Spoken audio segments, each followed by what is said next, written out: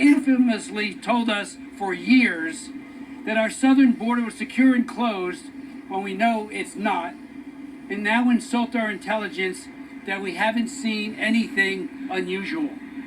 This is usual? I don't think so.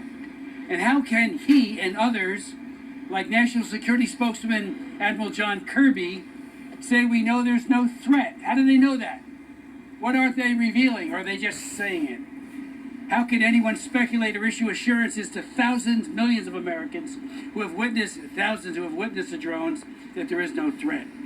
For weeks, we've asked for the truth and action to mitigate any and all threats to people and property. Now, we are demanding it. As the sightings increase, including by service members at Naval Weapons Station Earl, and I did talk to the commander there, his men are seeing it right there at the base. Are you kidding me? A munitions depot of that caliber, and these drones are hovering in close proximity to it. The Coast Guard told me the other day, and Sheriff Mastronardi, that one of its 47-foot rescue boats was followed in very close proximity off its stern by numerous drones. Why can't we bag at least one of these drones and get to the bottom of it?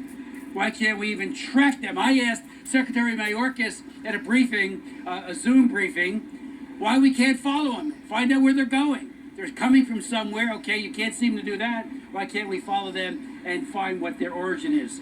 Many of them seem to be coming from the ocean. I was with Sheriff Mastronardi the other day on the beach, and we saw a video, and we talked to heard her, one of his deputies talk about how she had seen 50 of them coming from the ocean to mainland. Is there something out there? We don't have the capability to do that. We don't have control over our airspace. And just remember, ladies and gentlemen, the feckless response to the Chinese Communist Party spy balloon.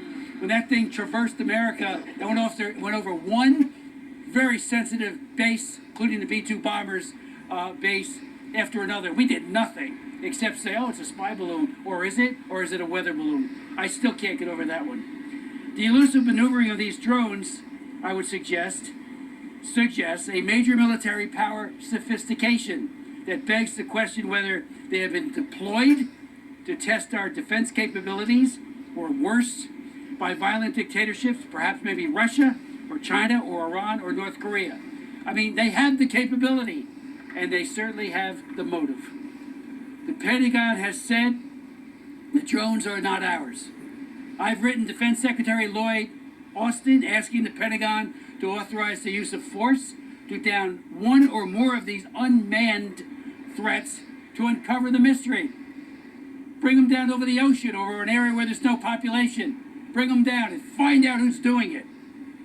Knowing that drone warfare has radically changed warfighting in Ukraine and Russia, the Middle East, and elsewhere, this is not the time to trivialize or dismiss the threat.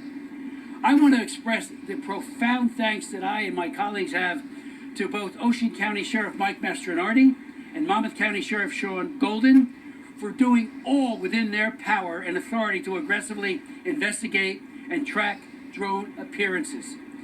They are doing an amazing job.